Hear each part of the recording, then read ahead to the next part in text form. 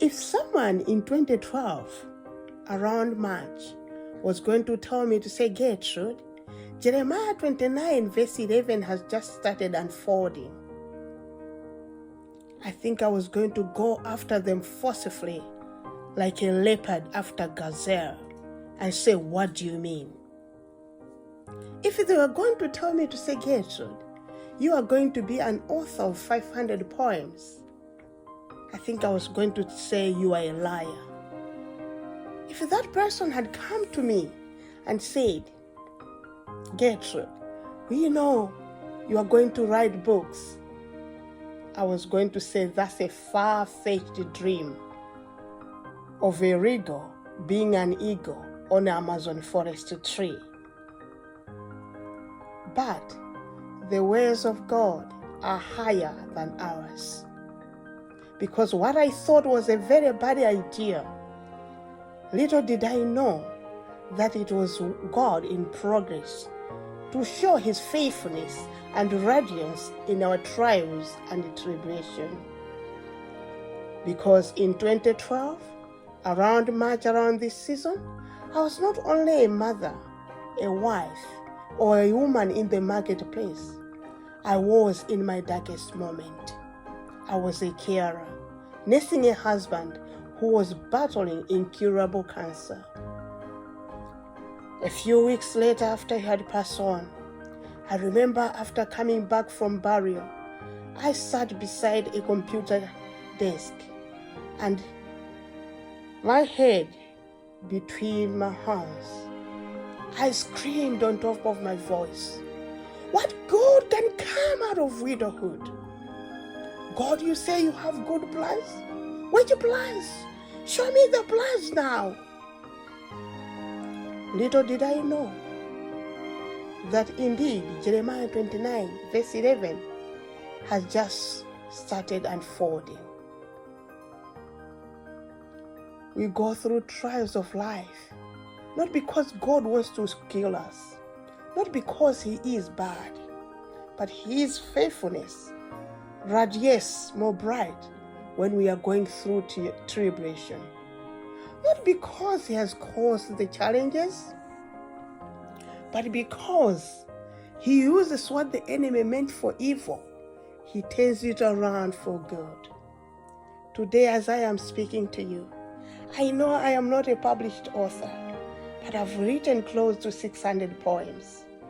I've written close to 5 books.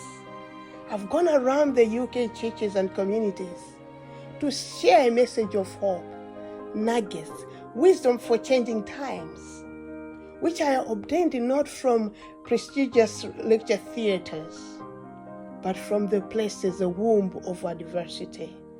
The adversity of losing a husband who just turned 42, and myself I was 40. That's the beginning of life, isn't it? The beginning of life doesn't coincide with burying your husband, but God had bigger plans. As I am speaking to you today, I am a founder of a widows group in Malawi. We are a small group, but what we have done through that group is humbling. Last year, after prayers, we received that revelation to start a food bank. Little did we know that as we are speaking now, the world, there are rumors that maybe food production this year might be affected. And it's not a surprise, because with the war in Ukraine, which are the biggest producers of wheat, Ukraine and Russia, biggest producers of oil, biggest producers of energy, that will have ripple effect, not only in the UK or in the Western world, but also in the Eastern world. But I am a believer that we don't discard pain. Rather, we pick it up, we embrace it, we surrender it. And when we surrender it, by surrendering I mean we go through it. No one expects to get cured from a wound if they don't peel and heal. Likewise, whatever loss that we face through life, the best thing is to go through that. And I know maybe one, as we are speaking, is battling illnesses that doctors have said they are incurable. And it is one of your darkest moments of your life. But I want to encourage you. I have nursed people. I remember meeting one patient. For confidentiality, I'll call that patient John. But I remember John, it was one of his last days. He spoke to me.